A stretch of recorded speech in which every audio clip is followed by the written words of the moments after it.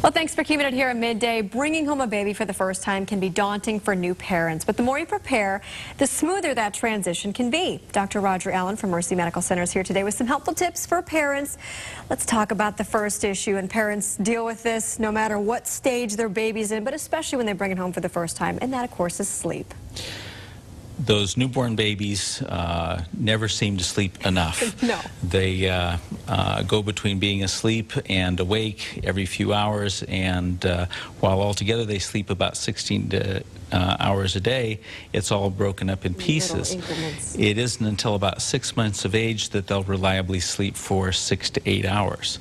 So initially, you just kind of have to put up with that, but what you can do to help your baby is to have a regular pattern so that they know when you expect them to sleep. During the day, have them where the action is so that they're used to being in a busy place and being awake then, and then at night have a script that you follow to help them understand that that's going to bedtime. Is the recommendation still true that when baby sleeps, mom should sleep too? Well, certainly early on, that's absolutely true. Yeah. But again, they'll sleep more than you do. More importantly, I think, is that when you're awake, have the baby out so the baby understands that when you're awake, he or she is expected to be awake as well. They may not always be awake, but they'll understand that that's the wakeful part of the day, that they need to be up and about. What about safety recommendations? Back versus tummy, that sort of thing? We've learned from experience that babies are safest in terms of SIDS if they lay flat on their back. Okay.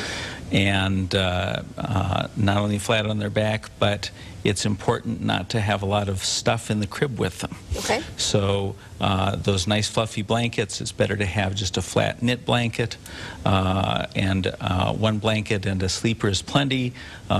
Pillows, stuffed toys, and so forth are a no-no. And when they get a little bit older, the crib mobiles and stuff need to go because they can reach up and get those things. Make sure your crib is safe. Okay. The mattress needs to fit tightly. We no longer recommend that you have cribs with sides that slide down because those are a safety issue.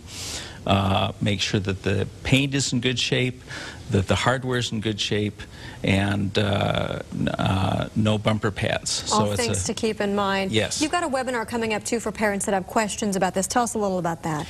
Well, a week from this Thursday, on the 9th, we will be having a webinar on the Mercy website and cover a lot of these issues and more over the noon hour.